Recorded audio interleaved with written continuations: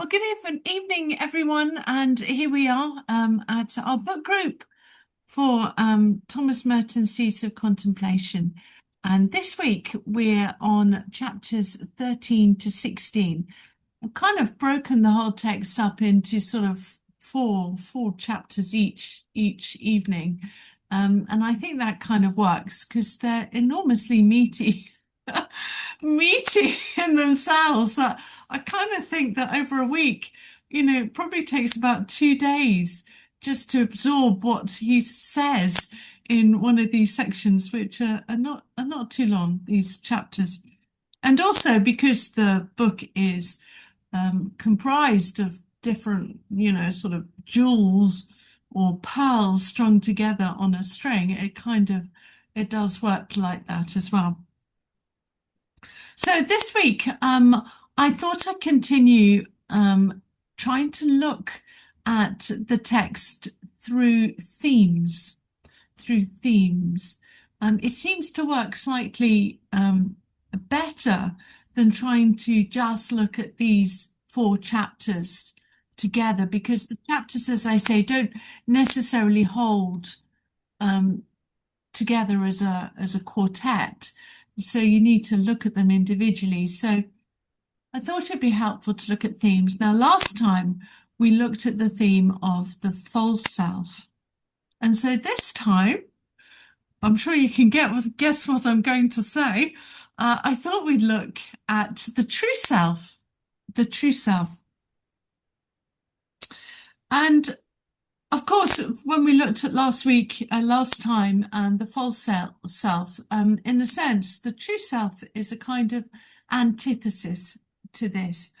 But I have to say, and I don't know about you, but it does seem easier to describe and talk about the false self than it is to actually try and describe the true self. So bear with me tonight. I've done as good as I can to try and to capture what Hilton really means by this term. Of course, it made me think about that. Why is it easier to talk about the false self? And of course, it's simple, really. It's because the false self is what most of us know and experience and understand. We know all those kind of, inner machinations and the kind of the desire for the ego. And I guess that's sort of what we get embroiled and entrapped in. And so we sort of know that quite well. But this true self, this kind of hidden self that has to be revealed or gifted, that is kind of enigmatic. And also, it's something that's truly unique to each one of us. So it's not like I can talk about my true self and it's the same as each one of you. And that's not the case. Every tree is unique, even though they're all trees. And in the same sense, every one of us is unique in that sense of our true selves. So it's harder with the true self because the false self seems to obscure our vision, our understanding. It distorts what we understand of ourselves, and is also, frankly, as he very, very precisely puts it, it's an illusion, and this false self is not known by God. Those very powerful words, not known by God. For Thomas Merton, contemplation then is not a kind of prayer technique at all. Contemplation is an actual way in which we gradually wake up. That's the way of living, the way of being, the sort of ontological understanding of ourselves and the world, which wakes us up to the fact that all we think about ourselves, and I suppose all we think about other people is an illusion. It's not actually real. It's not who we truly are. I was thinking about this. So many adults, I mean, we've all said it to people, haven't we? Oh, just be yourself. You know, go into a difficult situation and be yourself. And we sort of trips off the tongue. And I sometimes think, what do we mean when we're saying that to that person? I suppose what we're really saying is, be the best that you can be in this situation. But in Merton's thinking, when you say be yourself, that's a much more deeper and profounder statement to make to someone than just, I'll be the best you can be. And try not to worry when they put you down or make you feel little, be unique, be yourself. So Merton really gives us a wonderful way in, I think, to trying to help us be released from the many pressures and the many burdens that we carry about ourselves and about our relationships with other people. So Merton says that our true selves need to therefore be discovered. They're not obvious. It's not obvious who we are. It's a bit like, and he also talked of it in the sense of being gifted. And I was thinking about this, and it's a bit like that wonderful image, isn't it, in Revelation 2, where you're given the white stone. God gives, you receive the white stone, and on it is written your name. And I know that some spiritual exercises have sort of done that and got people give them a stone and say, what do you think your name is? But I think there's something very beautiful and very releasing that God gives you the name, because God actually knows you better than you know yourself. So that sort of awakening. For Thomas Merton, then, that this is the central task of our human existence, is to know ourselves uniquely made and known by God. For Thomas, the spiritual life, therefore, is not at all about moral achievement or external religious performance, but it's about being who we truly are and living as we truly are, not as we think we should be. Awakening to that deepest reality of who we are before God, who God knows us as and who created.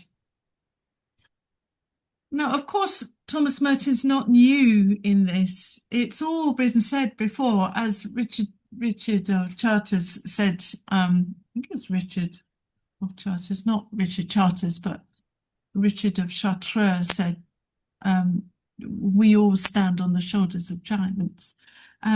So does Thomas Merton. He stands on a very long biblical and mystical tradition.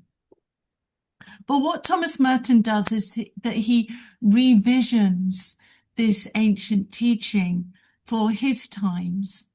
And if you remember, he's writing in a post-war and to a post-war society, when that sense of individuality and spiritual depth and a lot of loss of meaning was really quite prevalent. And I guess it would be really interesting to contemplate yourselves, how would we express this same sort of spirituality, this same Christian teaching for our times today, because our times are quite different from his times. How would we want to understand this? Yeah. So let's think about the two areas, the biblical roots, first of all, and then the mystical tradition, because the two of them play in quite nicely. to actually help us understand more clearly what Merton is talking about in this wonderful idea of the true self. So it's right there back in Genesis. Really, it's just there right at the beginning, if you want to think of it in those terms. So humanity created in the image and in the likeness of God. It's that beautiful time when Adam and Eve are at ease with God, at ease with themselves, at ease with each other. I suppose it's it's the sort of, yeah, I guess it's what we were created for. To know ourselves, to know God, and also to know each other, not to be alone, but to be with others, which should suggest that the human identity is fundamentally relational and divine in origin. Well, of course, we know that it all soon gets a bit obscured, but it doesn't get destroyed. And that's, I suppose, is the important thing, that it leads then, this obscuring of the true self leads to immediately division, fear, and hate. Fear amongst people, fear of God, and hiding, covering up, and trying to be acceptable, I guess, to one another, but a division. And we see this in one of the chapters that we looked at. It's the first one, the 13, where he talks about the moral theology. And we see how religion can be used as a fear-based system. And it's exactly this sort of loss of relationship with God. And then the last one in chapter 16, which is called the root of war, is fear. Well, we literally see fear as the thing which divides and separates us from each other. What contemplation does is it strips away any illusion of fear and restores unity with one another and with God. And I guess restores unity within ourselves as well, as the divine image emerges once again, we begin to realize who we are in God's eyes. Well, the thought is reflected in Paul's language of the old self and the new self. And Paul urges the believers of the early church to put off their old self and to put on Christ. Now, what he's saying there is don't just stop being a bad person and put on some clothes as if you're Christ. He's saying reject the old, reject all that is false, and find your true identity within the person of Christ. So the person of Christ is like a mirror, mirroring back to you who you are in relation to God the Father. So it's a process of, therefore, of transformation. So we look at Christ, and we are slowly transformed from glory to glory, as Paul goes on to say. So it's not just a transforming of the old into a new, it's actually a rejection of the old and a transformation of the new. So it's quite a radical split.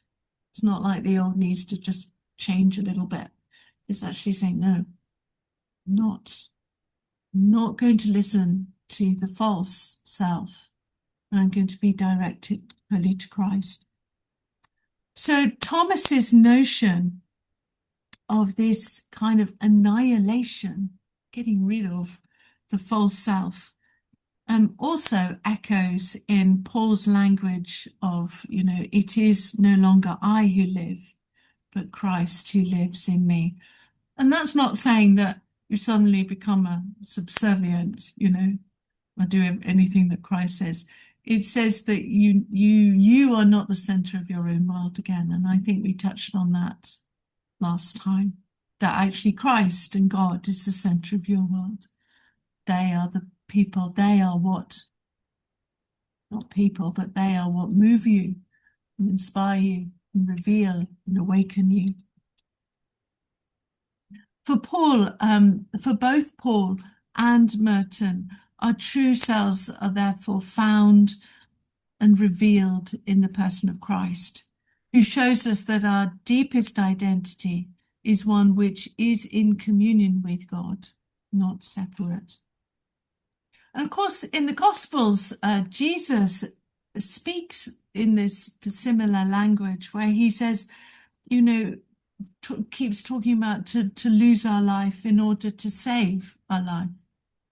Again, Merton would understand that as well, lose the kind of ego and all the sort of personal things that drive your life, and instead focus on the person of Christ, lose it to save your life. It's a central paradox of the Christian teaching. And for Merton, he sees this as the ego-driven self dying so that the authentic self, which is grounded in God, may live. For Jesus, and then of course the later Christian tradition, therefore this outward religiosity of the pious, such as we see in the Pharisees, but of course it's always there in the church, is only a manifestation, just another manifestation of the false self. And Merton is equally very damning and condemning of the way religion can be used to bolster up our false selves. So this stripping away of the false self is, of course, central to the apophatic or the negative stream of mystical writing. And those of you who've sort of loyally followed in this book group will know we have spoken quite a lot about the apophatic and the negative tradition. It's right there in Pseudo-Dionysius and his mystical theology. And then we talked a lot about it in The Cloud of Unknowing, which of course is the Middle English sort of translation version of that mystical theology. And then it's later in John of the Cross. I'm beginning to think that maybe we should head into John of the Cross as one of our books in the next coming year or so. And interestingly, in Meister Eckhart. So each of these great, Christian mystical writers teach of the need for the soul to be detached from created things and images and religion and all that we think is good as well as the bad, and all that is centered on the self in order to encounter the divine within. Merton also insists that contemplation involves, therefore he insists that contemplation involves emptiness, silence, and surrender. And I guess that's where we could say that some of the external practices of contemplation are revealed. But they are not what contemplation is about. They are just manifestations of it. So to live a contemplative life, you need silence, you need an approach that empties you, and one of surrender. The true self, therefore, cannot be something that can be manufactured through effort, but it actually is a process of stripping away and giving up. Of course, for John of the Cross, this process, he uses the language of purification. It's exactly the same idea. And he famously talks about the dark night of the soul as a period in which God begins to strip away all the attachments and the false securities that a person may have in order for them to enter more deeply into union with divine love. And I think that's quite interesting to say that. It's often easy to see the dark night of the soul as just a kind of, oh, I'm a bit dry in my prayers and it's not working very well. Well, we all have sort of wilderness times, wintering times when it's a bit, it's not all happening.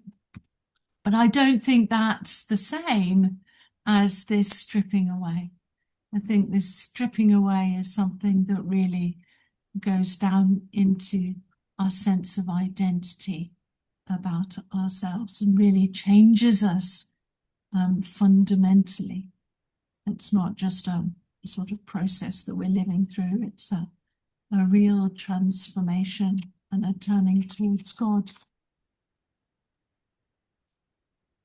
Thomas Merton was also influenced by Eastern Orthodoxy and the doctrine that they have of theosis or divinization, where salvation is seen as the means of participation in the divine life.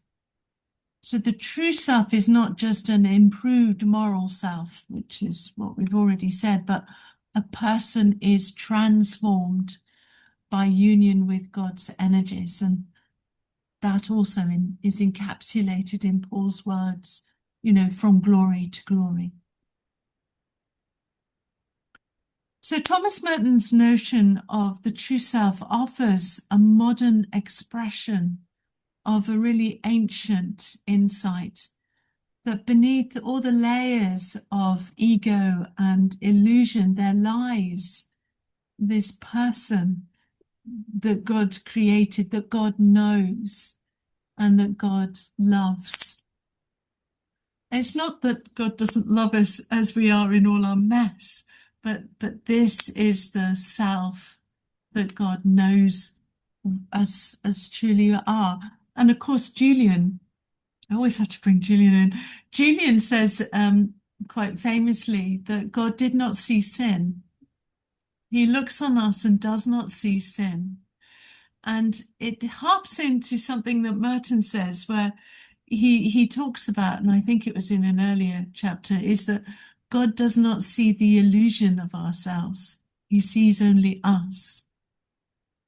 And I find that quite interesting that both of them are saying, if you want to know yourself, then it's easier to know God than it is to know yourself, because God looks on you as you truly are, whereas you look on yourself as with very multicolored glasses, whereas the clear glass of God is something that he looks on us with. So that notion of, our true selves are not who we think we are. But that's not, I think, for Merton and for the Christian tradition, that's not something that is frightening or belittling or demoralizing. It is something that is freeing, unburdening. You don't have to keep the game up, kind of thing, that you can lie that down, and who you truly are is something that is more beautiful and more precious and more wonderful than you could possibly imagine or conceive, with all the layers of identity and stuff that we cake ourselves with. And of course, Julian would see us as people who have fallen in the slade, fallen in the muddy hole, and we're caked with mud. And of course, underneath is this clear white glorious person, but we just see the mud. We see the mud. And God loves both, of course, but God does not see us with all our imperfections. He sees us as the person he recreated and whom he loves. So contemplation, therefore, is the path from this kind of fragmentation to wholeness, from illusion to reality, from a self-centeredness to union with divine love. Contemplation, he says, it is a response to a call, an awakening, which begins with the realization, I love this, that I don't really know who I am at all. and I don't really know who God is. But it's that sitting in that space of, I don't know, but I want to know, of desire. Truly realizing that only in God, only in our looking and desiring and wanting God, do we find that answer. And of course, it's Walter Hilton, if you remember. Was it Walter Hilton? No, it wasn't. It was the Cloud of Unknowing, sorry, who says that by thought, God can never be known, but by love, he can be found and held on to. So that's my my little thoughts, a few thoughts on the true self.